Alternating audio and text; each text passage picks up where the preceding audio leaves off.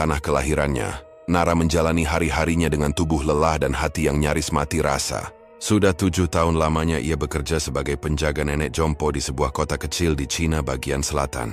Dari luar, pekerjaannya mungkin terlihat mudah, menyiapkan makan, membersihkan rumah, membantu sang nenek berpakaian, dan menemaninya jalan-jalan sore. Namun hanya Nara yang tahu betapa berat sebenarnya kehidupan itu. Sejak pertama kali datang, ia sudah berjanji dalam hati untuk bertahan apapun yang terjadi. Tanpa malas untuk berlibur atau mencari kesenangan.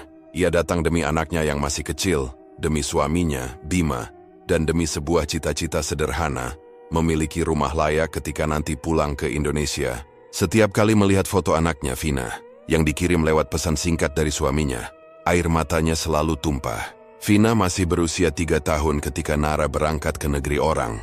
Kini, entah bagaimana wajah anak itu tumbuh tanpa pelukannya. Majikan Nara adalah keluarga terpandang di kota itu. Nenek yang dijaganya, Madam Len, sudah berusia lebih dari 80 tahun.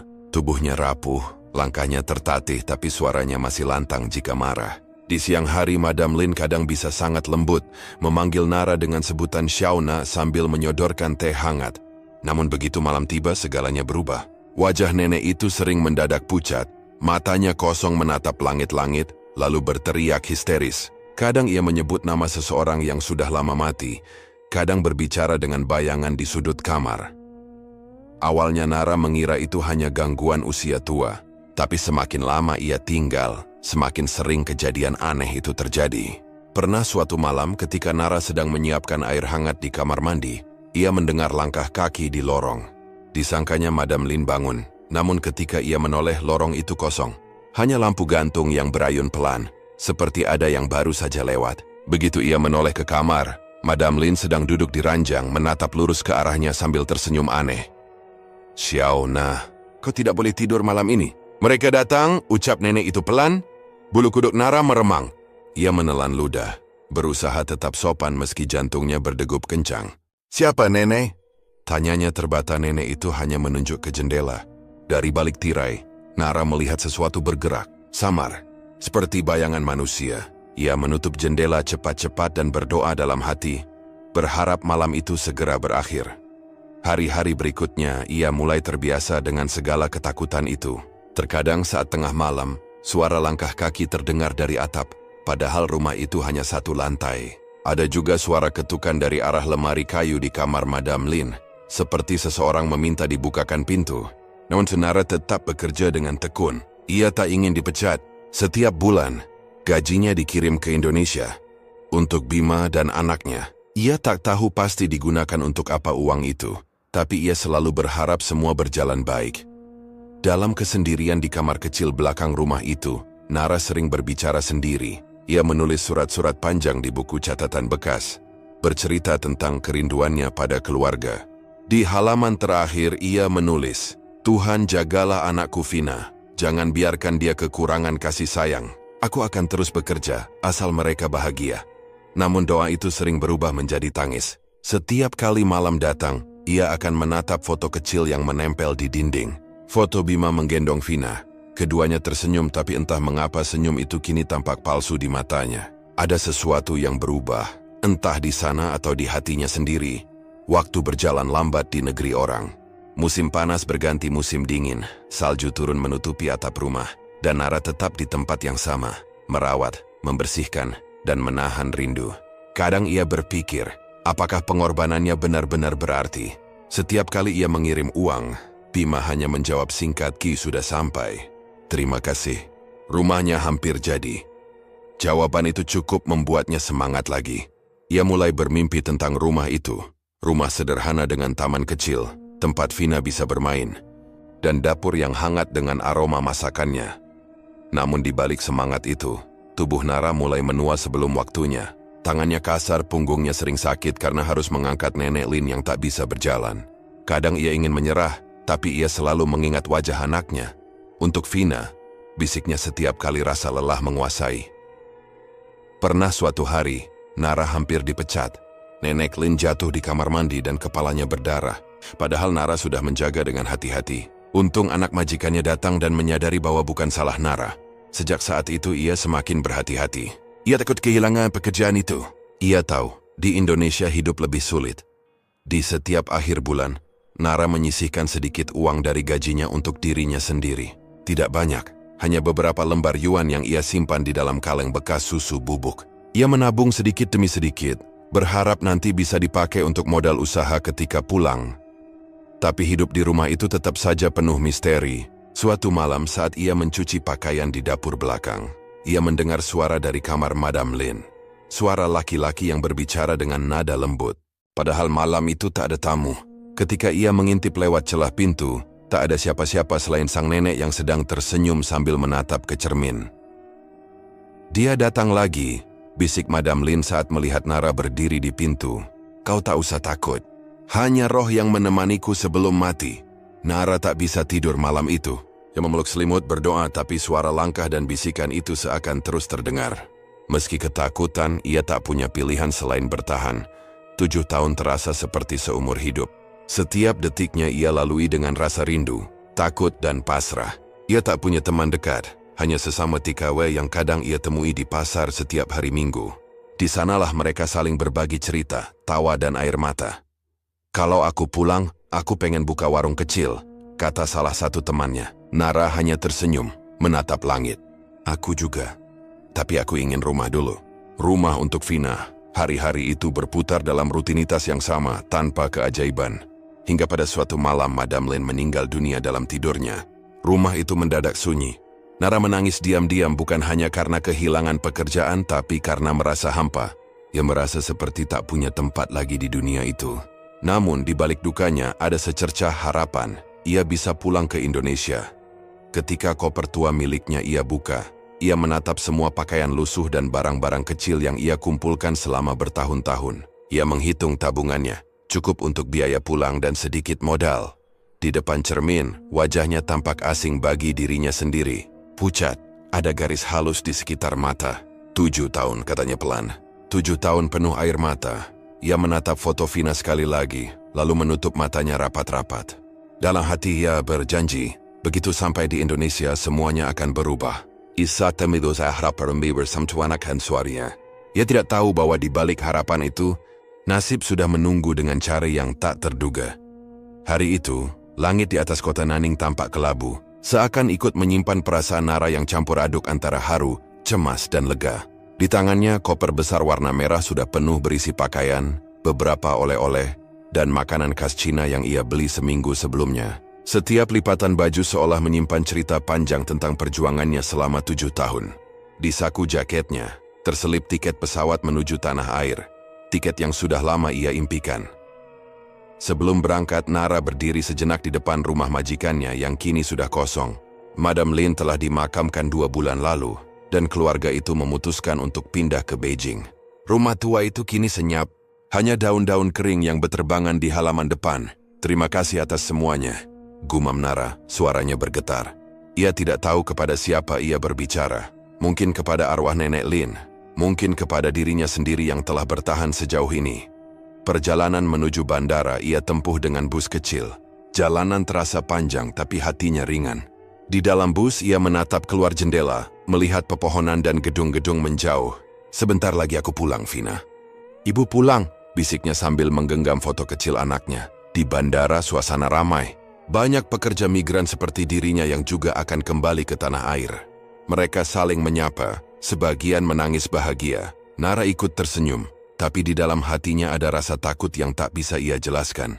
Entah mengapa, ada perasaan seolah sesuatu menunggu di ujung perjalanan ini. Sesuatu yang tidak ia harapkan. Pesawat lepas landas tepat pukul 8 pagi. Dari jendela Nara melihat awan putih berlapis-lapis. Ia memejamkan mata, membayangkan wajah Vina. Sudah 7 tahun ia tak memeluk anak itu. Ia juga membayangkan Bima, suaminya. Apakah ia masih seperti dulu? Apakah ia akan tersenyum saat menyambutnya di bandara? Atau setidaknya menjemput di terminal bus? 7 jam perjalanan terasa begitu panjang. Setiap menit di udara ia isi dengan doa. Ia berjanji pada dirinya sendiri. Mulai hari ini hidupnya akan berubah. Tak ada lagi tangisan, tak ada lagi penderitaan. Ia ingin menjadi ibu dan istri yang utuh. Di rumah yang sudah dijanjikan Bima melalui foto-foto yang dulu dikirim lewat ponsel. Saat pesawat mendarat di Bandara Ahmad Yani, Semarang, Nara tak kuasa menahan air mata. Begitu roda pesawat menyentuh landasan, ia menggenggam erat tas kecil di pangkuannya. "Aku pulang," bisiknya pelan. Suara itu hampir tak terdengar di antara gemuruh mesin. Begitu keluar dari pesawat, hawa panas khas Indonesia langsung menyergap kulitnya. Udara lembab bercampur aroma tanah yang familiar membuat dadanya bergetar hebat. Ia menghirup dalam-dalam, seolah ingin menelan seluruh aroma kampung halaman yang telah lama hilang dari hidupnya. Di ruang kedatangan, ia berdiri agak lama. Matanya menatap ke sekeliling berharap ada sosok Bima di antara kerumunan orang yang membawa papan nama atau bunga. Namun sampai arus penumpang terakhir lewat, tak ada satupun wajah yang dikenalnya. Nara mencoba tersenyum. Mungkin dia menunggu di luar, pikirnya. Ia melangkah ke pintu keluar, membawa koper besar dan tas di bahu. Udara panas membuatnya berkeringat. Orang-orang berlalu lalang dengan riuh, tapi di tengah keramaian itu, Nara merasa begitu sendiri. Setelah menunggu hampir 1 jam di luar bandara tanpa ada siapapun yang datang, Nara memutuskan naik bus ke terminal. Ia masih berusaha berpikir positif. Mungkin Bima tak sempat, mungkin sibuk kerja, gumamnya. Ia menatap foto keluarganya lagi, menahan getir yang mulai terasa di dadanya. Bus menuju Purwodadi berangkat sore hari. Nara duduk di dekat jendela, memandangi langit yang mulai jingga. Di pangkuannya koper besar menjadi sandaran tangan. Dalam perjalanan itu ia diserang nostalgia. Setiap kali bus melewati sawah, ia teringat masa kecilnya. Setiap kali melihat ibu-ibu menggendong anak, hatinya terasa remuk mengingat Vina yang dulu ia tinggalkan demi mencari kehidupan yang lebih baik. Ketika malam mulai turun, bus berhenti di sebuah warung kecil untuk istirahat. Nara membeli segelas kopi dan sebungkus roti. Ia duduk sendiri di pojok, menatap lampu jalan yang redup. 7 tahun. "Aku tak sabar melihat rumah itu," katanya lirih. Dalam hatinya bayangan rumah impian itu begitu jelas. Cat dinding warna biru muda, halaman kecil dengan bunga melati, dan ruang tamu dengan sofa sederhana. Ia yakin Bima sudah menepati janji. Perjalanan malam itu panjang tapi penuh harapan. Nara tak tidur sama sekali. Ia hanya menatap keluar, menghitung setiap lampu rumah di sepanjang jalan, seolah sedang menghitung jarak menuju kebahagiaan. Sekitar pukul 4 pagi, bus tiba di terminal kecil Purwodadi. Udara desa terasa dingin dan lembab. Dari terminal, Nara menarik koper besarnya sambil mencari ojek. Beberapa tukang ojek menatapnya penuh rasa ingin tahu. Mungkin karena ia membawa koper besar dan wajahnya tampak asing. "Kemana, Mbak?" tanya seorang tukang ojek tua. "Ke Dusun Kedung Jati, Pak," jawab Nara. Senyum kecil tersungging di bibirnya. Ojek itu melaju pelan menembus jalanan yang masih berkabut. Sepanjang jalan, Nara menatap persawahan dan rumah-rumah kecil yang masih tertidur. Sesekali ia menarik napas dalam mencoba menenangkan diri. Setiap tikungan terasa makin dekat dengan rumahnya, makin dekat dengan suami dan anak yang dirindukannya. Setibanya di ujung gang rumah mertuanya, Nara turun.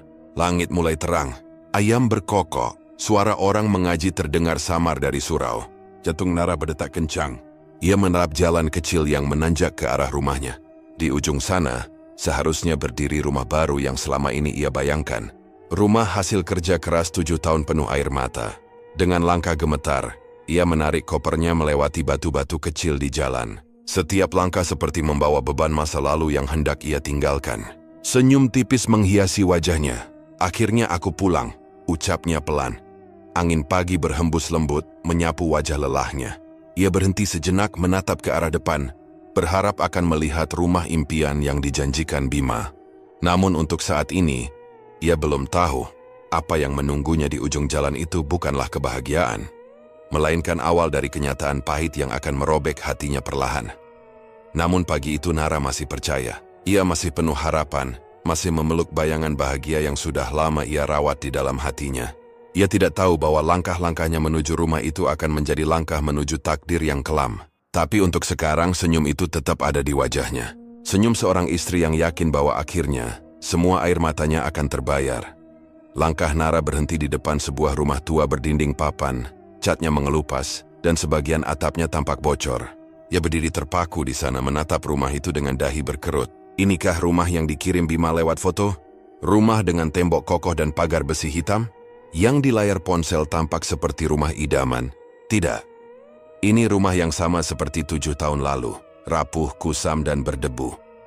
Suara ayam berkokok dari belakang rumah menambah getir suasana. Koper besar di tangannya terasa semakin berat. Nara menarik napas panjang, berusaha menenangkan diri. Mungkin aku salah lihat rumahnya, gumamnya pelan, mencoba berpikir positif. Namun di dalam hatinya ada rasa sesak yang sulit dijelaskan. Ia melangkah perlahan ke halaman. Rumput liar tumbuh tinggi, dan beberapa pecahan genting berserakan di tanah. Dari dalam, terdengar suara perempuan tua batuk-batuk, suara yang tak asing baginya. Itu suara ibu mertuanya Bu Karmia. Assalamualaikum. Nara mengetuk pintu dengan hati berdebar. Tak ada jawaban. Ia mengetuk lagi. Bu, ini Nara. Saya sudah pulang. Pintu kayu itu terbuka perlahan, dan muncullah sosok perempuan tua berkerudung lusuh.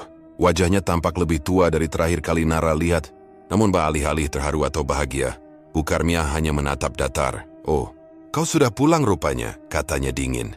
Masuk sana, jangan berdiri di depan pintu. Nara terpaku. Tak ada pelukan, tak ada senyum, apalagi ucapan selamat datang. Hanya nada acuh yang membuat dadanya terasa perih. Ia menarik kopernya masuk, melewati ruang tamu yang berantakan, kursi reyot, meja dengan taplak kotor dan dinding yang mulai retak. Tak lama kemudian, dari dalam kamar terdengar langkah kaki. Bima muncul mengenakan kaos lusuh dan sarung. Wajahnya tampak tirus, namun bukan karena rindu, lebih karena malas dan tak terurus. Bima, suara Nara parau. Aku sudah pulang. Bima hanya mengangguk pelan, tak ada senyum di wajahnya. Ya, aku tahu. Sudah lama juga kau di sana, katanya hambar. Nara menatapnya tak percaya. Kau tidak menjemputku di terminal. Aku sudah menunggu lama. Kupikir kau... Maaf, potong Bima data. Aku sibuk di ladang. Hening, udara di ruang tamu terasa berat. Nara menatap sekeliling, mencari wajah kecil yang selalu ia rindukan. Dan saat pandangannya beralih ke pojok ruangan, di sanalah Vina berdiri. Anak perempuan yang dulu ia tinggalkan saat masih balita, kini telah beranjak besar, sekitar 10 tahun usianya. Tubuhnya kurus, kulitnya kusam dan matanya sayu. Tapi begitu melihat ibunya, senyum kecil muncul di wajahnya. Ibu, suaranya serak tapi penuh rindu. Ia berlari kecil dan langsung memeluk Nara erat-erat. Ibu akhirnya pulang juga. Pelukan itu membuat air mata Nara pecah. Ia memeluk balik anaknya sekuat tenaga, seakan tak mau melepaskan lagi. Tubuh Vina terasa ringan, terlalu ringan untuk anak seusianya. Kamu kurus sekali, nak. Kamu sakit? Tanya Nara sambil menatap wajah anaknya yang pucat. Vina menggeleng pelan. Enggak, Bu. Cuma sering pusing aja. Nara menatap Bima. Kenapa anak kita seperti ini, Bima? Aku kirim uang tiap bulan. Katanya buat makan, buat sekolah. Lalu mana hasilnya? Bima hanya diam. Ia duduk di kursi, menyalakan rokok, matanya tak berani menatap Nara. Dari dapur, Bu Karmia tiba-tiba bersuara. Jangan banyak tanya dulu, Nara. Kau baru datang, istirahat saja. Uangmu itu sudah dipakai buat kebutuhan. Lagian hidup di sini juga nggak murah. Nara terdiam. Kata-kata itu menampar batinnya. Ia menatap rumah itu lagi. Lantai tanah, dapur reyot. Tak ada sedikit pun tanda bahwa 7 tahun uangnya mengalir ke sini. Semua masih sama, bahkan lebih buruk. Setelah lama hening, ia akhirnya berkata dengan suara bergetar, "Mana rumahnya, Bima?" Bima menatap keluar jendela, menghindari tatapannya. "Rumah apa?" "Rumah yang kau kirim fotonya lewat pesan. Rumah yang kau bilang hasil dari kerja kerasku di sana. Aku kerja 7 tahun, tiap bulan kirim uang. Bima, 7 tahun aku menahan rindu, menahan lapar, menahan tidur demi rumah itu." Bu Karmia datang membawa air minum, tapi ekspresinya tetap dingin. "Sudahlah, Nara, jangan teriak-teriak. Rumah itu belum jadi." "Belum jadi?" Nara menatapnya tajam. "Atau memang tak pernah ada?" Kedua tangannya gemetar.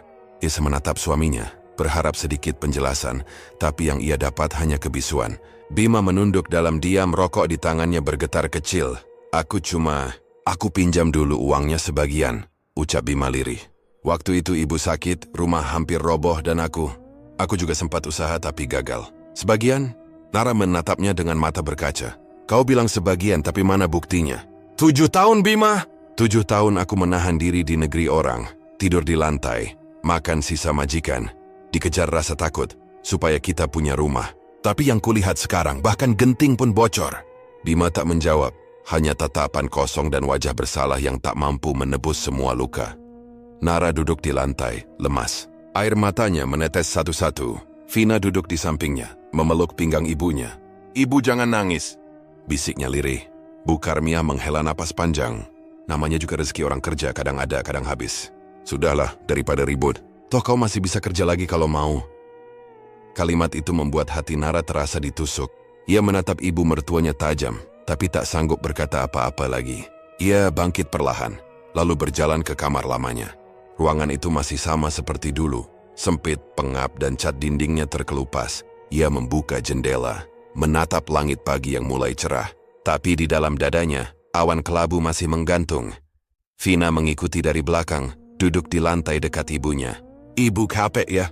tanyanya polos. Nara mengangguk, tersenyum tipis. "Capek, tapi ibu senang bisa peluk kamu lagi." Ia mengelus rambut anaknya yang kusut. Malam harinya, setelah semua tidur, Nara duduk sendirian di teras. Suara jangkrik terdengar bersautan. Ia menatap langit, mengingat 7 tahun penuh pengorbanan yang kini terasa sia-sia. Untuk apa semua ini? Gumamnya pelan. Uang, kerja keras, air mata. Semuanya lenyap. Dari dalam rumah terdengar batuk Bima. Nara menoleh sebentar, lalu kembali menatap keluar. Ada perasaan negatif, tapi juga tekad yang perlahan tumbuh di hatinya. Entah tekad untuk bertahan, atau mungkin tekad untuk membalas. Namun malam itu, ia hanya diam, membiarkan air matanya jatuh tanpa suara. Sejak hari pertama Nara menetap kembali di rumah suaminya, ia sudah tahu bahwa kehidupannya tidak akan semudah yang dulu dibayangkan. Rumah reot dengan dindingnya yang mulai lapuk itu seolah menjadi saksi betapa kekecewaan menumpuk dalam dadanya. Bukan rumah yang megah seperti foto yang dikirim Bima lewat pesan WhatsApp dulu, melainkan rumah lama, yang sama, bahkan lebih rusak dari sebelum ia berangkat 7 tahun silam. Pagi pertama, Nara bangun sebelum azan subuh. Dengan langkah perlahan, ia menuju dapur, menyapu lantai yang berdebu, menanak nasi, lalu menyiapkan air panas untuk mandi anaknya yang kini sudah berusia 8 tahun. Tubuhnya masih lelah karena perjalanan jauh, tapi mulut ibu mertuanya tak henti mengomel di ruang depan. "Kalau sudah di rumah orang, ya harus tahu diri, Ra. Jangan mentang-mentang pernah kerja di luar negeri, terus lupa kalau kau itu masih numpang di sini," kata ibu mertuanya. Bu Karimah sambil menatap tajam. Nara hanya diam. Ia tahu percuma menjawab. Lidah Bu Karimah tajam, dan setiap kali beradu kata, pasti berujung luka. Ia memilih menunduk, menahan air mata, sambil terus mencuci berember-ember pakaian. Sementara itu Bima hanya duduk di beranda, menyalakan rokok kretek murahan. Ia tidak ikut membantu, tidak juga membela istrinya, seolah semua yang terjadi adalah hal biasa. Ketika Nara mengangkat jemuran, suaminya hanya menatap sekilas, lalu melengos pergi tanpa sepatah kata. Dalam hati Nara bergumam lirih, "Inikah balasan dari kesetiaan dan kerja keras 7 tahun? Aku berjuang di negeri orang, makan seadanya, tidur di lantai dingin. Tapi yang kuterima malah hinaan dan tatapan sinis." Hari demi hari berlalu, pekerjaan rumah tak ada habisnya. Dari pagi hingga malam tangan Nara selalu sibuk. Menyapu, mengepel, memasak, mencuci, dan membersihkan kandang ayam milik mertuanya. Bahkan ketika tubuhnya demam karena kelelahan, Bu Karimah tetap memaksanya untuk mengangkat air dari sumur. "Kalau sakit, jangan manja, Rah. Dulu katanya kerja di Cina kuat, masa di rumah sendiri lemah," omel Bu Karimah sambil memandangi Nara yang menggigil. Nara hanya tersenyum pahit. Ia menatap keluar jendela, melihat anaknya yang bermain sendirian di halaman. Bocah itu kurus dan sering batuk, tapi wajahnya selalu bersemangat ketika melihat sang ibu. Kadang hanya pelukan kecil dari anaknya yang membuat Nara kuat bertahan. Malam hari, ketika semua sudah tidur, Nara duduk sendirian di teras. Ia membuka dompet kecil di balik lemarinya, tempat ia menyimpan sisa tabungan yang tidak diketahui siapapun. Uang itu tidak banyak, tapi cukup untuk membuka warung kecil di depan rumah. Ia sudah merencanakannya diam-diam, berharap bisa mandiri tanpa bergantung pada suami atau mertua. Namun, sebelum sempat melangkah lebih jauh, masalah lain datang. Suatu pagi, ketika Nara hendak pergi ke pasar membeli bahan, Bu Karimah menegurnya dengan nada tinggi. "Mau kemana, Ra? Uang dari mana lagi itu? Jangan-jangan kau sembunyikan sisa gajimu ya?" Nara tertegun. Ia tersenyum tenang. "Saya cuma mau beli sayur buat masak, Bu. Uangnya dari sisa kemarin.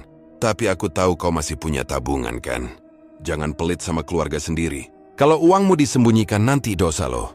Kau kerja itu demi siapa kalau bukan untuk anak dan suamimu?" Nada suara Bu Karimah seperti cambuk di dada Nara. Ia tahu kalau melawan hidupnya akan lebih sengsara. Jadi ia memilih diam, menunduk dan beranjak pergi. Namun dalam hatinya ia berjanji bahwa ia tidak akan membiarkan siapapun menguras lagi hasil keringat 7 tahunnya. Beberapa hari kemudian, ia mulai membuka warung kecil di depan rumah. Ia menjual gorengan, kopi, dan mie instan. Hasilnya memang belum banyak, tapi cukup untuk membeli susu dan obat anaknya. Namun saat warung itu mulai ramai, Bima justru datang membawa kabar tak enak. Mak bilang, kau enggak sopan buka usaha di depan rumah tanpa izin. Katanya kau bikin malu keluarga. Tutup saja warung itu, ujar Bima dengan nada datar. Nara menatap suaminya lama. Bima, aku cuma ingin bantu keuangan keluarga. Bukankah kau yang bilang kerjaanku di luar negeri dulu demi masa depan kita? Bima hanya menghela napas, lalu menatap ke arah warung kecil itu. Aku nggak mau ribut sama Mak, tutup aja dulu, nanti aku cari cara lain. Air mata Nara jatuh tanpa suara. Ia menatap warung itu, hasil kerja keras yang baru saja mulai tumbuh, dan kini harus ditutup karena keegoisan seorang ibu yang tak pernah puas. Malam itu ia menangis di kamar tanpa ada yang tahu. Hari-hari berikutnya perlakuan Bu Karimah semakin kejam. Nara diminta mencuci pakaian sampai tengah malam, bahkan membersihkan kamar mandi berkali-kali dalam sehari. Sekali saja terlambat menyiapkan makanan, makian pun meluncur dari bibir mertuanya. Dulu katanya kerja di luar negeri, tapi masak aja gosong. Nggak usah sok pinter, Dera. Kalau bukan karena Bima kasihan, udah dari dulu kau kusuruh pergi. Kata-kata itu menusuk lebih dalam dari pisau. Tapi Nara tetap diam. Ia hanya menatap foto anaknya di dinding, berharap kelak bocah itu tak tumbuh dengan kebencian yang sama seperti neneknya. Di tengah kepasrahan, satu-satunya tempat Nara bersandar hanyalah sajadah di pojok kamar. Setiap malam, ia berdoa, menahan tangis, memohon agar Tuhan memberinya jalan keluar dari penderitaan ini. Namun malam-malamnya kini bukan lagi tenang. Entah mengapa, sejak warungnya ditutup dan uang tabungannya mulai dicurigai, Nara sering bermimpi aneh, melihat seorang perempuan tua berpakaian serba hitam duduk di ujung tempat tidurnya, menatap dengan mata merah menyala. Kadang suara lirih berbisik di telinganya. Sabar itu ada batasnya, Nara. Kau sudah terlalu lama diam. Nara selalu terbangun dengan keringat dingin, tapi ia tak berani menceritakan pada siapapun. Ia pikir mungkin itu hanya karena stres dan kelelahan. Ia tidak tahu bahwa malam-malamnya yang muram itu adalah awal dari sesuatu yang lebih gelap, sesuatu yang akan mengubah hidupnya untuk selamanya. Malam itu udara terasa pengap. Angin dari jendela hanya lewat pelan, membawa aroma tanah basah setelah hujan sore tadi. Di ruang tengah rumah kecil itu, Nara duduk bersila di lantai, mengajari Vina mengaji. Bocah 8 tahun itu mengejak pelan huruf demi huruf dari Iqra lusuh yang mulai menguning di tepinya. Bah, bi. Suara Vina terdengar ragu. Bagus nak, pelan-pelan saja ya. Ibu senang kamu mau belajar. Nara tersenyum lembut mengusap kepala putrinya. Namun dalam senyum itu, terselip penyesalan yang menyesak. Selama 7 tahun ia bekerja di negeri orang, Vina tumbuh tanpa kasih sayang ibunya. Ia menitipkannya kepada Bima dan ibu mertua, berharap anaknya mendapatkan kehidupan lebih baik. Tapi malam ini, melihat Vina yang tampak kurus, batuk kecil, dan membaca dengan suara gemetar, Nara sadar. 7 tahun itu justru membuat jarak di antara mereka. Ketika Iqra ditutup dan adzan Isya terdengar samar dari mushola ujung desa, Vina bersandar di pangkuan ibunya. Ibu, kalau ibu dulu di Cina, ibu juga sholat enggak? Tanyanya polos. Pertanyaan itu menampar Nara tanpa ampun. Ibu selalu sholat, nak. Di sana ibu berdoa supaya bisa cepat pulang, supaya bisa peluk Vina lagi. Anak itu tersenyum kecil, lalu memejamkan mata, tertidur di pangkuan Nara dengan nafas teratur. Nara menatap wajah anaknya lama-lama, memeluknya erat. Ia berjanji dalam hati, tak akan meninggalkan Vina lagi apapun alasannya. Namun janji itu ternyata akan diuji malam itu juga. Sekitar pukul 9 malam, Bima masuk ke ruang tengah sambil membawa rokok di tangan. Tatapannya dingin, wajahnya lelah. Nara menatapnya sekilas lalu melanjutkan melipat pakaian. Bima sudah makan? Tanyanya pelan. Udah. Jawabnya singkat, hening. Hanya suara jangkrik dari luar rumah yang terdengar. Beberapa menit kemudian, Bima duduk di kursi kayu di depan Nara. Aku mau ngomong. Rah. Nada suaranya berat membuat Nara mendongak. Tentang apa? Kerjaanku sekarang susah. Proyek sepi. Kadang seminggu kerja, 2 minggu nganggur. Mak juga sering ngeluh soal kebutuhan dapur. Nara terdiam. Ia tahu arah pembicaraan ini kemana. Aku pikir, mungkin kau bisa berangkat lagi. Jadi TKW. Mungkin ke Cina lagi atau ke tempat lain. Katanya ada lowongan baru dari agen lama. Ucapannya seperti pisau yang menusuk dada Nara. Kau, mau aku pergi lagi, Bim? Suaranya bergetar. Bukan soal mau atau enggak, Ra. Tapi kebutuhan kita makin banyak. Vina juga butuh sekolah. Aku nggak sanggup kalau cuma ngandelin kerja serabutan. Nara meletakkan lipatan baju di pangkuannya, menatap suaminya lama-lama. 7 tahun, Bima. 7 tahun aku di sana. Kau tahu rasanya ditinggal tanpa kabar. Tidur sendirian, nahan rindu pada anak sendiri. Aku kerja, nggak minta libur. Kadang cuma makan mie instan biar bisa kirim semua uang buat kalian. Bima menunduk, tapi wajahnya tetap keras. Aku tahu, Ra, tapi sekarang keadaan kita susah. Mak juga bilang kalau kau berangkat lagi, hidup kita bisa lebih tenang. Anggap aja buat masa depan Vina. Jangan bawa nama Vina untuk menutupi keinginan kalian, kata Nara lirih. Aku baru saja kembali, baru bisa peluk anakku lagi. Dan sekarang kalian suruh aku pergi lagi? Aku bukan sapi perah, Bim. Bima terdiam. Ia menatap ke arah lantai, seolah mencari alasan lain. Tapi kenyataannya, ia hanya takut pada omelan ibunya, bukan karena peduli pada nasib Nara. Malam semakin larut. Nara menunduk menahan air mata. Ia tidak ingin Vina mendengar pertengkaran mereka. Tapi Bima malah menambahkan kalimat yang membuat hatinya hancur. Ra, jangan egois. Kalau kau nggak mau berangkat, nanti aku juga bingung. Mau makan dari mana kita? Mak udah capek ngurus dapur tiap hari, katanya. Dulu kau janji kerja sampai bisa bangun rumah. Tapi nyatanya, rumah aja nggak kelar. Kata-kata itu menyentak hati Nara. Ia memandang Bima dengan mata merah. Rumah itu hancur bukan karena aku, tapi karena kalian. Uang yang kukirim tiap bulan, habis untuk siapa? Untuk kebutuhan rumah tangga atau untuk keinginan ibumu beli sawah kecil? Aku nggak pernah hitung, aku cuma percaya. Tapi lihatlah sekarang, kepercayaanku malah dijadikan alasan buat nyuruh aku pergi lagi. Bima tidak menjawab. Ia bangkit dari kursi, mengambil rokok lain, lalu keluar ke teras tanpa menoleh. Nara menatap ke arah pintu yang tertutup. Di dalam dadanya, sesuatu retak, bukan lagi sekadar kecewa tapi semacam kehilangan rasa. Rasa cinta yang dulu membuatnya bertahan di negeri asing kini terasa hambar. Malam itu, Nara duduk di tepi ranjang, menatap Vina yang tidur pulas. Nak, ibu nggak akan pergi lagi. Ibu janji, bisiknya sambil mengusap rambut anaknya. Tapi di sudut pikirannya, suara Bima terus terngiang. Aku bingung mau makan dari mana. Keesokan harinya Bu Karimah ikut membuka pembicaraan yang sama. Nara, kalau kau sayang sama anakmu, berangkatlah lagi. Di sini cuma tambah susah. Kau juga kan masih muda, masih kuat kerja. Lumayan bisa bantu keluarga. Nada bicaranya seolah lembut tapi penuh tekanan. Nara hanya menunduk, meremas ujung bajunya. Ia merasa seperti burung dalam sangkar. Diberi makan hanya supaya bisa terus bernyanyi untuk hiburan orang lain. Hari-hari setelah itu, rumah menjadi dingin.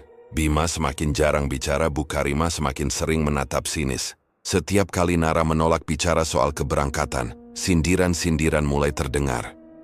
Dasar perempuan gak tahu diri. Dulu kerja di luar negeri bisa kirim uang, sekarang pulang malah jadi beban. Begitu kata Bu Karimah pada tetangga yang datang berkunjung. Nara mendengar semuanya dari balik pintu kamar. Ia menggigit bibir, menahan isak. Namun dalam dirinya ada sesuatu yang berubah. Ia mulai kehilangan rasa takut. Rasa lelah dan kecewa yang menumpuk berubah menjadi tekad. Malam berikutnya Nara kembali duduk di sajadahnya, berdoa lama. Ia menatap foto kecil Vina di depannya dan berbisik pelan. Kuno gak bakal kemana-mana. Kalau mereka mau aku pergi, biar aku pergi ke arah yang lain. Arah yang mereka sendiri gak pernah sangka. Lalu, dari jendela yang terbuka, angin berembus pelan. Tirai bergerak, lampu minyak di sudut kamar berkedip-redup. Nara merasakan hawa dingin menyelusup hingga ke tulang. Tapi anehnya, ia tidak takut. Hatinya justru terasa tenang. Seolah ada kekuatan baru yang mulai bangkit dari dalam dirinya. Kekuatan yang belum ia kenal sebelumnya. Malam itu menjadi malam pertama di mana air mata Nara tidak jatuh karena pasrah, melainkan karena kesadaran. Cinta yang ia perjuangkan selama ini sudah mati. Yang tersisa kini hanya tekad untuk bertahan, meski seluruh dunia menentangnya. Hujan gerimis turun perlahan, menitik di atap rumah yang mulai berkarat. Malam itu udara terasa lebih dingin dari biasanya, seolah seluruh alam menyimpan rahasia yang berat. Di dalam kamar kecilnya Nara duduk di tepi ranjang sambil memandangi amplop coklat berisi sisa tabungannya. Tidak banyak, hanya cukup untuk modal usaha kecil. Tapi ia tahu, jika dibiarkan, uang itu akan perlahan habis. Entah untuk menutupi kebutuhan mertua yang suka meminta atau ulah suaminya yang tak tahu malu, yang masih saja meminta uang dari perempuan yang baru pulang dari rantau. Nara menatap wajah Vina yang tidur lelap di sampingnya. Hatinya bimbang. Ia ingin melindungi anaknya, ingin memberi kehidupan yang layak. Tapi di sisi lain, ia tak lagi punya tenaga untuk menghadapi tekanan keluarga Bima. Aku harus lakukan sesuatu, gumamnya pelan, hampir tak terdengar. Angin malam bertiup masuk lewat celah jendela, membawa suara yang samar, seperti bisikan. Kata-kata itu entah dari mana datangnya, namun Nara merasa seolah ada yang memanggilnya. Pikirannya melayang pada percakapan ibu-ibu di warung beberapa hari lalu, tentang seorang dukun tua di ujung desa yang katanya bisa membantu siapapun yang sedang terdesak. Kalau ada masalah besar, datang saja ke Mbah Kromo, banyak yang dibantu dia, kata salah satu dari mereka waktu itu. Nara tak pernah percaya pada hal-hal seperti itu, tapi malam ini, sesuatu di dalam dirinya mendesak, seperti ada suara halus yang berkata bahwa inilah jalan terakhir. Tanpa pikir panjang, Nara mengenakan jaket hitamnya, menyembunyikan amplop uang di saku dalam, lalu keluar diam-diam dari rumah. Langit tampak muram diselimuti awan kelabu. Jalanan desa lengang, hanya suara kodok dan gemericik air dari parit di pinggir jalan yang menemani langkahnya. Ketika tiba di pangkalan kecil dekat warung tutup, Nara memanggil seorang tukang ojek yang masih menunggu pelanggan. Lelaki itu menatapnya aneh. Malam-malam gini mau kemana, Bu? Nara menatapnya sekilas. Ke kebun jati, di persimpangan utara. Nanti saya kasih lebih. Si tukang ojek ragu, tapi akhirnya mengangguk. Baik, Bu, tapi di sana gelap loh. Banyak orang bilang angker. Nara hanya menjawab lirih, saya nggak takut. Saya cuma perlu ke sana sebentar. Motor melaju pelan di jalan berlumpur. Hujan makin deras membuat pandangan kabur. Di sepanjang jalan pepohonan jati berdiri seperti bayangan hitam. Setelah hampir 20 menit, mereka tiba di sebuah jalan kecil bercabang 3. Di tengahnya ada gubuk tua yang tampak nyaris roboh dikelilingi semak dan batang pohon jati besar. Sudah, berhenti di sini saja, kata Nara sambil turun. Tapi Bu, di sini, terima kasih Mas, ini uangnya. Nara menyodorkan selembar uang, lalu berjalan cepat ke arah gubuk itu tanpa menoleh lagi. Langkah kakinya menjejak tanah becek. Bau tanah basah bercampur dengan aroma dupa yang samar. Dari dalam gubuk terlihat cahaya merah redup, mungkin dari lampu minyak. Hatinya berdebar. Tapi entah mengapa, ia merasa seolah ada kekuatan yang menariknya untuk terus maju. Assalamu. Suaranya terhenti sebelum sempat menyelesaikan salam. Sebab dari dalam terdengar suara berat serak namun berwibawa. Masuklah Nara. Tubuh Nara menegang. Ia belum sempat menyebut namanya. Tiana lantai perlesi melanggas mesra. Di dalam ruangan sempit itu terlihat seorang lelaki tua duduk bersila di depan tungku kecil. Wajahnya keriput, rambutnya panjang terurai, mata merah menyala karena pantulan bara api. Di sekelilingnya tergantung kain hitam dan botol berisi cairan aneh. Mbah. Nara berusaha menyapa dengan suara gemetar. Saya datang karena ingin minta tolong. Dukun itu tersenyum tipis menatapnya lama. Aku tahu, kau ingin hidupmu berubah. Kau ingin lepas dari penderitaan, dari suami dan mertua yang menindasmu. Benar, Nara? Nara menelan ludah. Iya, Mbah, saya cuma ingin hidup tenang. Saya kerja 7 tahun, tapi semua hasilnya hilang. Mereka ambil semuanya. Sekarang mereka malah menyuruh saya kerja lagi ke luar negeri. Saya nggak sanggup.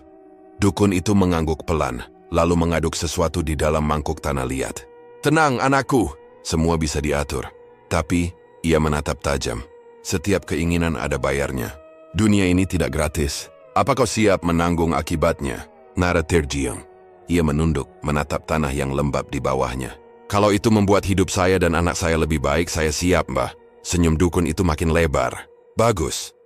Ia lalu berdiri, mengambil sehelai kain hitam dari dinding, lalu menutup kepala Nara dengan itu. Mulai malam ini, kau akan masuk ke jalan yang tak bisa kau tinggalkan. Kau harus berhenti sholat, berhenti puasa, berhenti mengingat Tuhanmu. Karena yang akan menolongmu bukan dia, tapi sesuatu yang lebih kuat dari manusia.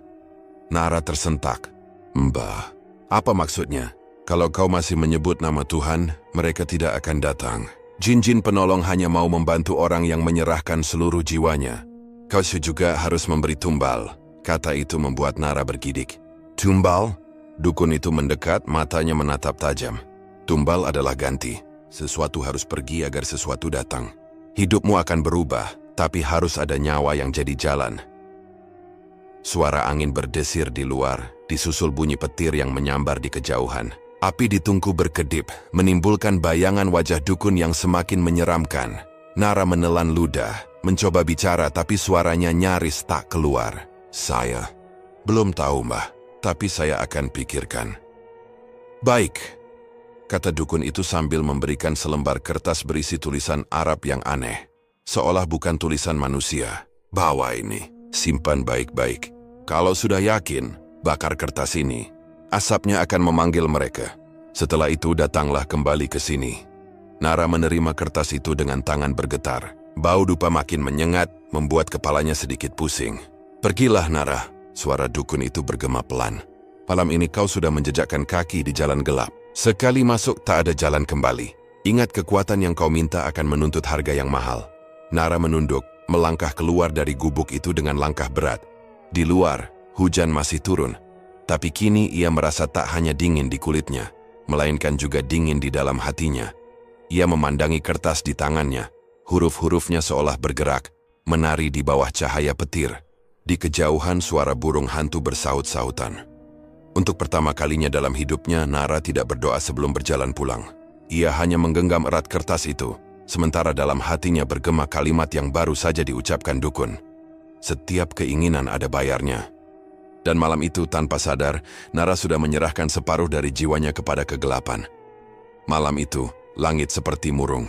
Awan tebal menggantung di atas desa kecil yang dikelilingi sawah dan pepohonan jati. Nara berjalan pelan meninggalkan gubuk tua tempat dukun itu tinggal. Suara kodok bersautan di sawah, diselingi derik jangkrik yang menyayat keheningan.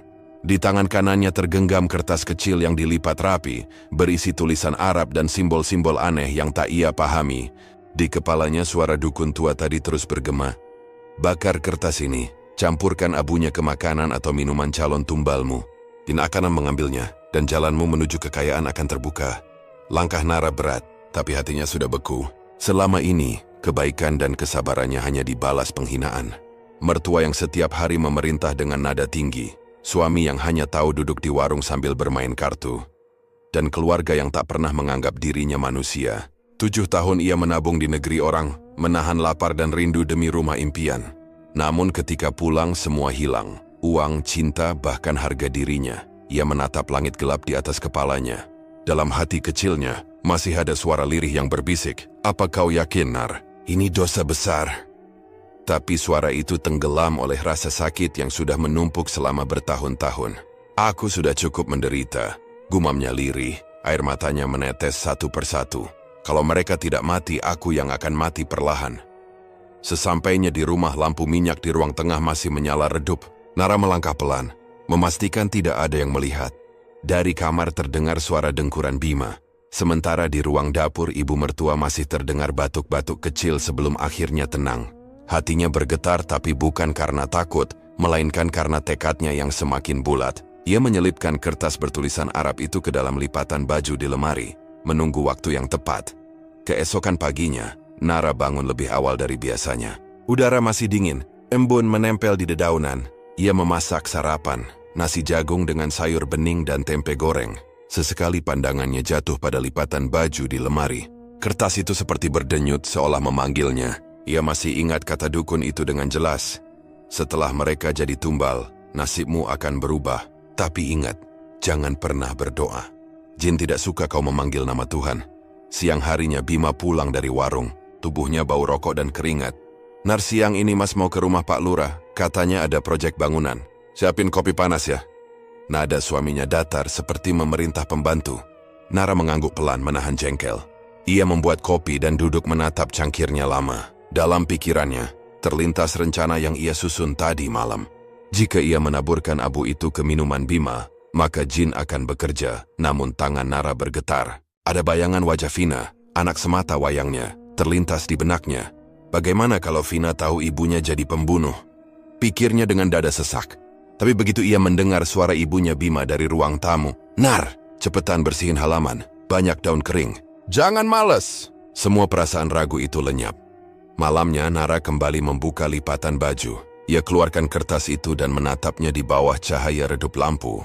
Tulisan Arabnya seolah bergerak, menari di permukaan kertas. Ia menyalakan lilin dan membakar kertas itu di atas piring seng. Asap tipis mengepul, berbau aneh seperti campuran kemenyan dan darah. Dari balik asap itu Nara mendengar suara bisikan halus, "Laksanakan, maka hidupmu akan berubah." Ia menunggu abu itu dingin, lalu mengumpulkannya dengan hati-hati. Dimasukkannya ke dalam botol kecil, disembunyikan di belakang lemari dapur. Malam itu ia tak bisa tidur. Suara jangkrik dan hujan yang turun pelan membuat pikirannya melayang jauh. Ia membayangkan jika esok hari semua penderitaan berakhir. Tak ada lagi bentakan, tak ada lagi wajah suami pemalas itu. Ia bisa memulai hidup baru, buka usaha, hidup tenang bersama Vina. Keesokan harinya ibu mertua meminta dibuatkan wedang jahe. "Badanku meriang, Nar. Cepat buatkan air panas." Nara menyiapkan jahe, gula merah dan air mendidih. Tatapannya jatuh ke arah botol kecil di balik lemari. Tangannya gemetar. Ia membuka tutup botol itu perlahan, dan beberapa butir abu jatuh ke dalam cangkir. Seketika udara di dapur menjadi dingin. Suara seperti desis ular terdengar samar. Tapi Nara tak mundur. Ia aduk perlahan lalu menyajikan minuman itu. "Ini, Bu." Ibu mertuanya menyeruput pelan. Lumayan. Akhirnya kau berguna juga." Nara hanya menunduk, tapi dalam dadanya ada rasa campur aduk. Lega, takut, dan getir. Sore hari, Bima pulang lagi dengan langkah gontai. Gagal Nara gak jadi kerja. Katanya proyek ditunda. Ia duduk sambil mengeluh, menyuruh Nara menyiapkan teh hangat. Kali ini Nara menatap punggung suaminya lama sekali. Apakah ini waktunya juga, pikirnya. Ia membuka botol kecil itu lagi, mencampurkan sisa abu ke dalam teh. Tapi sebelum memberikannya, ia sempat memandang wajah Bima, lelaki yang dulu ia cintai, yang dulu berjanji setia menunggunya 7 tahun di tanah rantau. Kini wajah itu tampak asing, seperti orang lain. "Mas, apa Mas pernah mikir? 7 tahun aku di negeri orang, kerja dari pagi sampai malam, uangku kemana semua?" Bima tidak menjawab, hanya menatap kosong. "Udahlah Nar, rezeki orang beda-beda. Jangan diungkit." Kata-kata itu membuat hati Nara hancur lagi. Ia ulurkan teh itu dengan tangan gemetar. Namun sebelum Bima meneguknya, Vina datang berlari. "Ayah, Vina haus, mau minum teh juga." Refleks Nara menarik cangkir itu. Jantungnya berdetak cepat. Ia takut abu itu ikut diminum anaknya. Dengan cepat Vina tumpahkan teh itu ke tanah dan berkata, "Nanti ibu buat lagi, sayang. Ini teh pahit." Bima hanya menggerutu. Dasar aneh. Ia lalu keluar ke halaman sambil merokok. Tak tahu bahwa barusan nyawanya hampir melayang. Malam itu Nara duduk di pojok kamar sambil menangis tanpa suara. Dalam gelap, ia sadar bahwa rencana yang ia buat bukan hal sepele. Ia telah membuka pintu gelap yang mungkin tak akan tertutup lagi.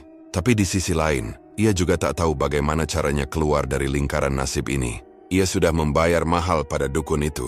Ia sudah membakar mantra. Ia sudah menabur abu ke minuman ibu mertuanya. Sekarang tinggal menunggu hasilnya. Di luar angin bertiup kencang.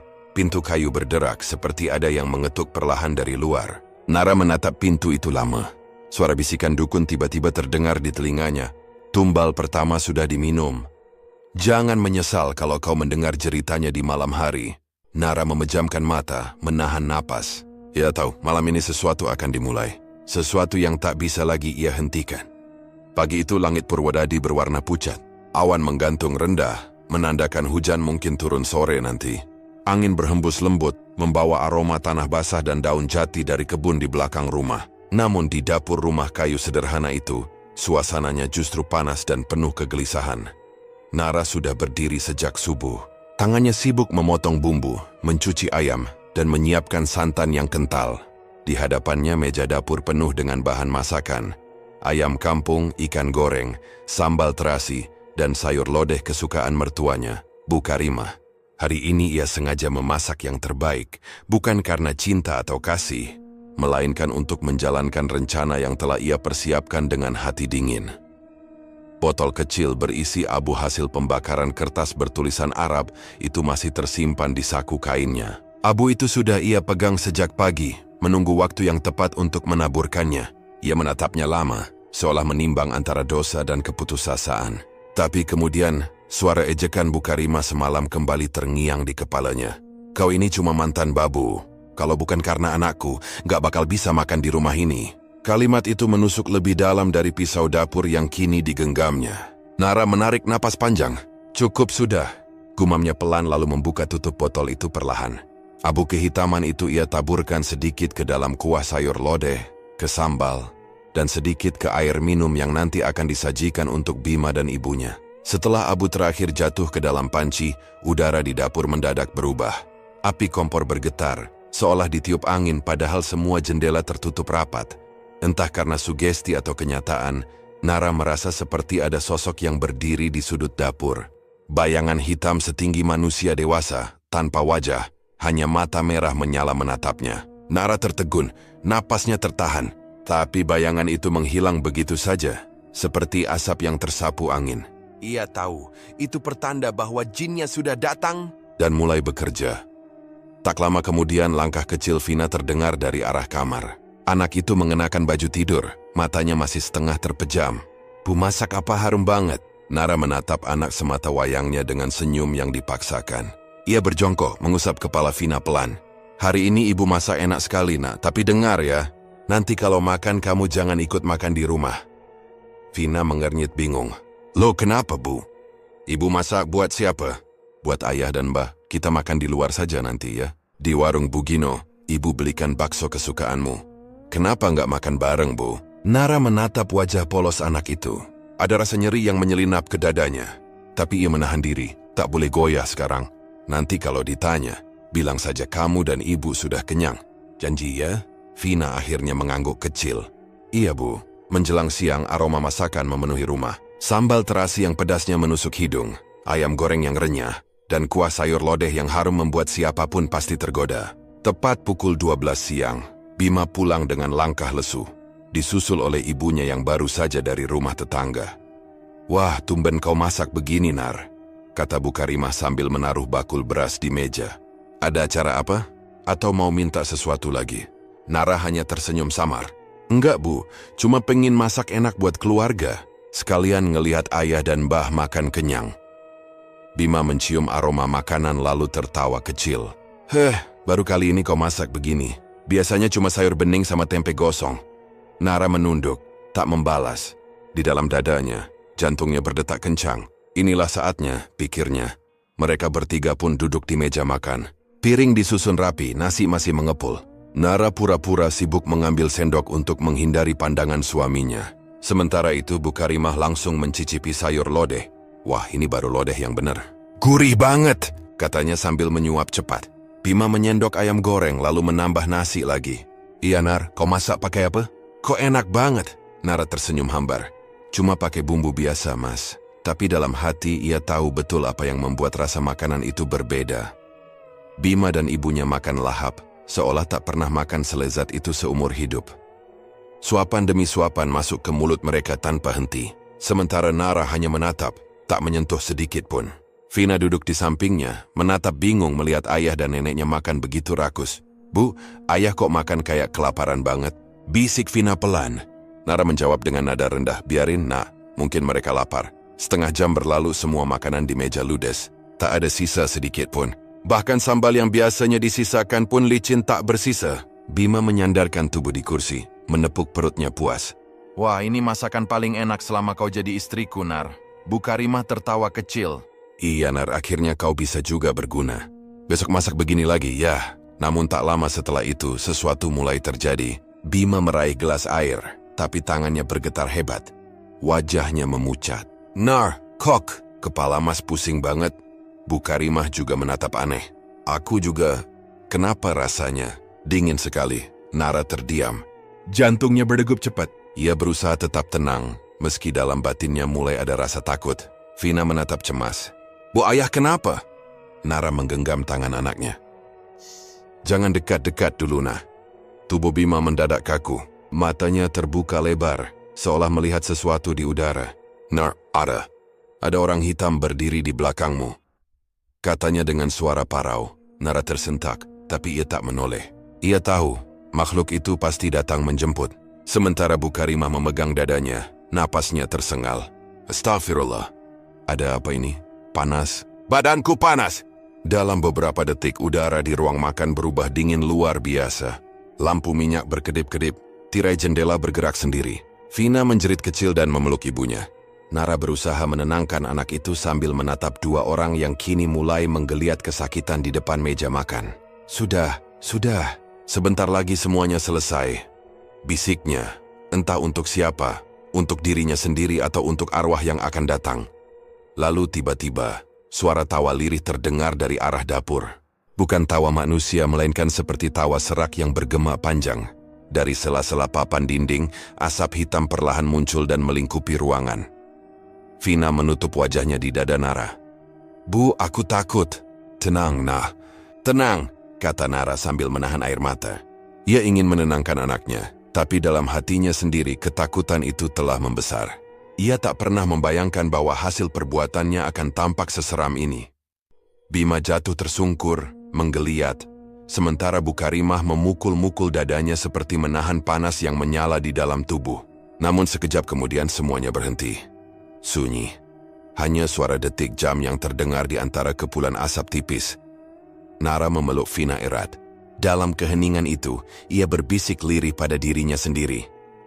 Inilah akibat dari air mata yang tak pernah dihargai. Tapi di dalam hatinya, ada sesuatu yang mulai terasa aneh.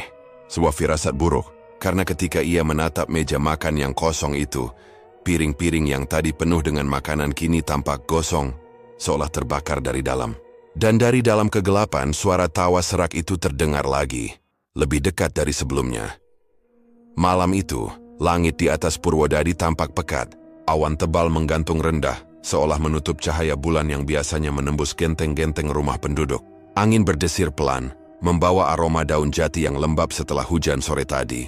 Di rumah kayu Nara, keheningan malam itu berubah menjadi saksi dari sesuatu yang akan menodai seluruh hidupnya. Bima mulai gelisah di ruang tengah. Sejak selesai makan sore, tubuhnya terasa panas dan perutnya melilit hebat. Perutku panas banget," desisnya sambil memegangi perut. Peluh membasahi wajahnya. Ia terbungkuk, lalu muntah ke lantai.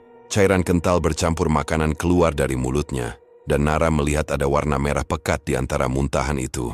Darah. Vina yang sedang bermain di pojokan ruangan menatap ketakutan. "Bu, ayah kenapa?" Nara buru-buru mendekat dan menutupi mata anaknya. "Masuk kamar, Nah. Sekarang juga." "Tapi, Bu." "Cepat." Suaranya terdengar tegas, bahkan sedikit keras. Vina pun menurut, berlari kecil menuju kamar dan menutup pintu. Saat itulah, suara lain terdengar dari dapur. Bu Karimah menjerit, suaranya serak dan parau. Nara berlari ke arah suara itu, dan mendapati ibu mertuanya terjatuh di dekat tungku. Tubuhnya bergetar, matanya melotot ke atas, mulutnya meneteskan darah. "Nars, tolong! Panas! Tolong aku!" Suaranya terputus-putus. Nara berdiri terpaku, kedua tangannya bergetar. Dia tahu inilah hasil dari apa yang telah ia lakukan. Tapi hatinya yang sudah lama membatu menolak untuk merasa iba. "Sudah waktunya kalian menerima balasan," gumamnya pelan, seolah berbicara pada dirinya sendiri. Namun rasa takut mulai muncul ketika ia melihat darah terus mengalir dari hidung Bima dan ibunya. Nafas mereka tersengal. Nara tahu ia harus melakukan apa yang diperintahkan dukun itu. Ikat calon tumbal agar jin bisa menyelesaikan pekerjaannya. Dengan tubuh gemetar, ia menyeret Bima yang pingsan ke gudang belakang. Gudang itu lembab, gelap dan berbau apa. Di dalamnya tersimpan tumpukan karung beras kosong, alat pertanian, serta peti kayu tua peninggalan almarhum bapak mertua. Lantai tanah di sana dingin dan licin. Satu persatu ia menyeret tubuh mereka. Tubuh Bima ia baringkan di sisi kanan, sementara Bu Karimah ia letakkan di sebelah kiri. Nara mengikat tangan dan kaki mereka dengan tali tambang yang biasa digunakan untuk mengikat kambing. Setiap simpul ia tarik kuat-kuat. Jantungnya berdetak kencang, keringat dingin menetes di pelipisnya. Setelah selesai, ia mengambil selembar kertas yang berisi mantra dari saku bajunya. Tulisan Arab itu sudah buram. Sebagian tinta melebar karena lembab. Namun suara dukun itu masih terngiang jelas di kepalanya. "Bacalah saat malam paling sunyi. Jangan menoleh. Jangan takut pada suara yang akan datang. Sebab jin akan menuntut darah, dan darah itu akan membuka jalan rezekimu." Nara menarik napas panjang. Ia menatap dua tubuh di depannya, lalu mulai melafalkan kalimat yang tak sepenuhnya ia pahami. Suaranya pelan di awal, tapi lama-kelamaan bergetar hebat. Saat suku kata terakhir terucap, tiba-tiba lampu minyak di gudang padam dengan sendirinya, gelap total. Hanya suara detak jantungnya sendiri yang terdengar begitu keras di telinga. Nara menahan napas, mencoba tetap tenang. Tapi kemudian suara langkah pelan terdengar di sudut ruangan. Tap, tap, tap. seperti seseorang berjalan di atas tanah basah. Bau busuk menyengat mirip daging busuk yang dibiarkan berhari-hari. Siapa di sana? Bisik Nara. Tak ada jawaban, hanya desisan panjang. Suara itu semakin dekat, lalu muncul hembusan angin dingin yang menusuk tulang. Di tengah gelap, samar-samar Nara melihat sesuatu merangkak keluar dari bayangan. Sosok tinggi besar, tubuhnya diselimuti kabut hitam, matanya menyala merah menyala seperti bara. Wajahnya tak berbentuk, hanya lubang hitam besar di tempat hidung dan mulut seharusnya berada. Makhluk itu mendekat pada tubuh Bima. Tangan panjangnya menjulur, jari-jari seperti cakar mencengkeram leher suaminya yang lemah. Terdengar suara krak yang begitu nyaring, seolah tulang remuk di bawah tekanan. Bima tersentak lalu tubuhnya kaku. Dari mulutnya keluar darah segar yang mengalir ke tanah, menyatu dengan tanah gudang yang dingin. Bukarimah menjerit histeris, tapi jeritannya terhenti seketika ketika sosok itu beralih ke arahnya. Cakar itu melingkar di lehernya juga. Teriakan berubah menjadi desaan pendek, kemudian sunyi. Nara menutup mulutnya, tubuhnya gemetar hebat. Ia ingin berlari, tapi kedua kakinya seolah menancap di tanah. Makhluk itu menoleh ke arahnya. Meskipun tak memiliki wajah jelas, Nara tahu sosok itu menatapnya. Mata merahnya menembus dada, membuat tubuhnya hampir roboh karena ketakutan. Lalu suara berat bergema dari dalam ruangan. Tumbal telah kuterima. Setelah itu kabut hitam itu perlahan lenyap menguap ke udara. Lampu minyak tiba-tiba menyala kembali, dan Nara mendapati dirinya berdiri di antara genangan darah. Di hadapannya tubuh Bima dan Bukarimah terbaring tak bergerak. Mata mereka terbuka lebar, wajah mereka membiru, lidah menjulur, seperti dicekik sampai mati. Beberapa menit ia hanya berdiri terpaku, otaknya tak mampu berpikir. Barulah ketika suara tangisan Vina terdengar dari dalam rumah, Nara tersadar. Ia buru-buru menutup pintu gudang, takut anaknya melihat pemandangan mengerikan itu. "Bu, aku takut. Lampunya mati tadi," teriak Vina dari kamar. Nara berusaha menenangkan suara sendiri. "Iya, nak, lampunya cuma mati sebentar. Ibu di sini kok." Ia berjalan cepat ke rumah, mengelap tangannya yang berlumuran darah dengan kain bekas. Saat masuk ke kamar Vina, ia memeluk anak itu erat-erat, menepuk punggungnya lembut. "Tidur lagi ya? Udah malam. Ibu kenapa tangannya bau aneh?" tanya Vina polos. Nara tersenyum kaku. "Tadi ibu jatuh kena sambal. Tidur ya." Begitu Vina kembali tertidur, Nara berjalan lagi ke gudang dengan langkah berat. Ia membawa ember air dan kain pel. Tanpa kata, ia mulai membersihkan darah yang menggenang di lantai tanah. Air berubah merah pekat setiap kali ia peras kain itu. Bau amis memenuhi udara, bercampur dengan aroma tanah lembab. Sambil bekerja, pikirannya melayang. Ini harga dari 7 tahun air mata, batinnya lirih. 7 tahun disakiti, direndahkan dan dikhianati, sekarang semuanya sudah lunas. Namun, di sela-sela kesunyian itu, ia merasa seperti ada yang menatap dari sudut gelap gudang. Sekali dua kali, angin dingin menyusup membuat nyalinya menciut. Tapi ia berpura-pura tak peduli, terus menggosok lantai hingga semua darah lenyap dari pandangan. Ketika pekerjaan selesai, ia menatap tubuh suami dan mertuanya sekali lagi. "Maaf, Wai," katanya pelan. "Aku hanya ingin hidup tenang." Ia menutup kedua tubuh itu dengan kain goni dan memadamkan lampu minyak. Lalu dengan langkah gontai, ia keluar dari gudang dan menutup pintunya rapat-rapat. Di luar langit sudah terang sedikit. Embun mulai turun menetes dari daun-daun jati. Nara menatap ke arah timur, lalu menarik napas panjang. Tapi di telinganya entah dari mana suara berat itu terdengar lagi. Suara yang sama dari dalam gudang. Tumbal diterima, tapi pintu belum tertutup. Nara menoleh cepat, tapi tak ada siapapun di sana. Hanya suara jangkrik dan desir angin malam. Ia berdiri lama di sana, dadanya bergemuruh, mencoba menepis firasat bahwa sesuatu yang lebih besar belum selesai. Pagi itu udara di Purwodadi terasa sejuk. Embun masih menggantung di ujung daun pisang di halaman rumah Nara. Di dapur yang sempit namun kini bersih dan tertata rapi, aroma gula merah yang mendidih bercampur dengan parutan kelapa memenuhi ruangan. Nara berdiri di depan kukusan besar. Tangannya lincah mengangkat loyang berisi getuk singkong yang baru matang. Ia memotongnya dengan rapi, lalu menatanya dalam wadah daun pisang yang sudah disiapkan. Di wajahnya ada senyum yang sudah lama tak muncul. Senyum tenang, namun menyimpan rahasia kelam di baliknya. Sudah 2 minggu sejak Bima dan Bukarimah menghilang. Tak ada satupun warga yang tahu kemana mereka pergi. Orang-orang hanya tahu dari cerita Nara bahwa suami dan mertuanya kabur, membawa sisa uang hasil jerih payahnya selama jadi TKW. Nara menangis saat menceritakan itu kepada tetangga, atau setidaknya berpura-pura menangis. Warga merasa kasihan. Mereka melihat Nara kini sendirian mengurus anaknya, berjuang bangkit dari luka masa lalu. Tapi di balik air mata pura-pura itu, ada senyum licik yang bersembunyi di dalam dada Nara. Kini, setiap pagi ia berjualan getuk di depan rumahnya. Ia menata meja kayu di pinggir jalan desa yang ramai dilewati warga menuju pasar. Getuk Nara, manis, lembut, dan bikin nagih.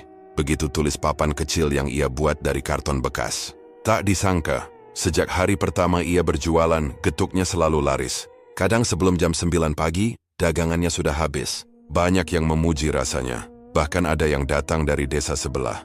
"Enak banget, Bu Nara. Kayak ada rasa beda gitu," kata seorang pelanggan. Nara hanya tersenyum, menunduk sopan sambil berkata, "Alhamdulillah, mungkin karena saya bikin dengan niat dan doa, Bu." Namun dalam hati, ia tahu rahasianya bukan hanya niat. Sejak malam ritual itu, kehidupannya benar-benar berubah. Ia tak pernah kekurangan. Rezekinya seolah datang dari segala arah. Uang yang disimpan di toples selalu terasa cukup, bahkan kadang bertambah tanpa ia tahu dari mana asalnya. Vina pun kini tampak lebih ceria. Gadis kecil itu membantu ibunya membungkus getuk dan melayani pembeli dengan lincah. "Ibu, kok getuk kita laku terus ya?" tanya Vina suatu pagi.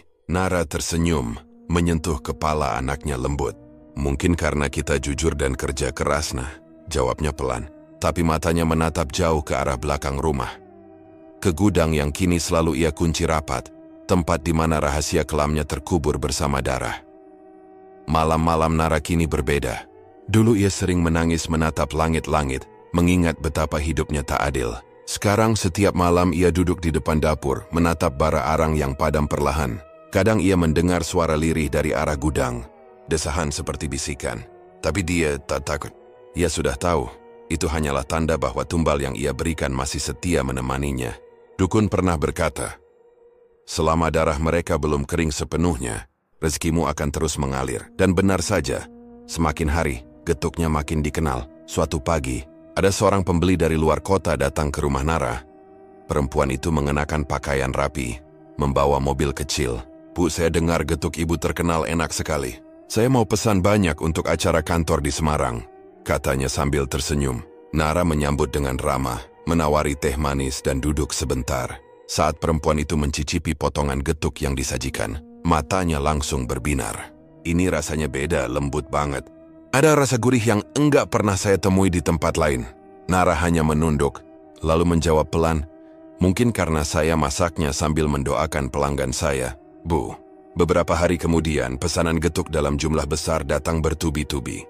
Dari acara hajatan, dari kantor desa, bahkan dari toko oleh-oleh di pinggir jalan raya. Dalam waktu singkat, nama getuk Bu Nara jadi buah bibir. Banyak yang kagum dengan ketekunan perempuan itu. Mereka tidak tahu bahwa di setiap adonan singkong, dalam setiap uap kukusan yang naik ke langit, ada bisikan mantra yang tak pernah berhenti diucapkan oleh bibir Nara. Di sela kesibukan, kadang Nara teringat wajah Bima dan Bu Karimah di malam terakhir mereka. Wajah yang memucat, tubuh yang menggeliat sebelum suara mereka lenyap di balik pintu gudang. Terkadang, saat mencampur gula dan kelapa, ia merasa seperti melihat bayangan mereka di permukaan kukusan. Namun rasa takut itu cepat lenyap. "Aku cuma menagih keadilan," bisiknya pada diri sendiri. Ia merasa tak bersalah. Semua yang ia lakukan adalah bentuk balasan atas penderitaannya selama 7 tahun. Tumbal itu adalah harga yang sepadan. Vina tumbuh semakin pintar dan manis. Ia sering membawa getuk buatan ibunya ke sekolah dan membagikannya ke teman-teman. "Ibuku sekarang jualan, katanya supaya aku bisa sekolah tinggi," ucap Vina bangga. Nara selalu menatap anak itu dengan mata berkaca-kaca, antara bahagia dan takut. Ia bahagia karena hidupnya akhirnya tenang, tapi di sudut hatinya ada ketakutan kecil. Apa yang akan terjadi jika suatu hari rahasia itu terbongkar? Suatu sore, setelah menutup lapak dagangan, Nara duduk di teras rumah sambil menghitung uang hasil jualan. Angin sore berhembus lembut, membawa aroma tanah basah dari arah sawah. Tapi tiba-tiba ia mendengar suara langkah dari arah gudang. Langkah pelan, berat, dan menyeret. Jantungnya berdebar. Ia menoleh, tapi temedi siapapun. "Mungkin tikus," gumamnya pelan lalu menutup pintu rapat-rapat. Namun saat malam semakin larut, suara itu terdengar lagi. disertai bisikan lirih seperti dua suara bercampur. Kau pikir kami pergi? Kami masih di sini. Nara menggigil, namun ia berusaha menenangkan diri. Ia tahu, setiap tumbal punya bayangan. Tapi selama ia terus memberi sesajen dan menjaga pantangan, semuanya akan aman. Ia membakar kemenyan di dapur, membaca doa-doa yang pernah diajarkan sang dukun, lalu memejamkan mata sambil menatap arah gudang. Tenanglah, aku sudah menepati janjiku, bisiknya pelan. Keesokan harinya, dagangan Nara kembali laris manis. Tak ada yang tahu apa yang terjadi malam sebelumnya. Hanya aroma harum kemenyan samar masih tercium di sekitar halaman. Warga yang lewat memuji semangatnya. Bu Nara ini luar biasa. Ditinggal suami malah sukses, kata salah seorang ibu-ibu di pasar. Nara hanya tersenyum tipis menatap langit biru yang cerah. Dalam hatinya ia berkata pelan, ya, semua ini memang hasil perjuangan. Dan sedikit-sedikit bantuan dari dunia lain.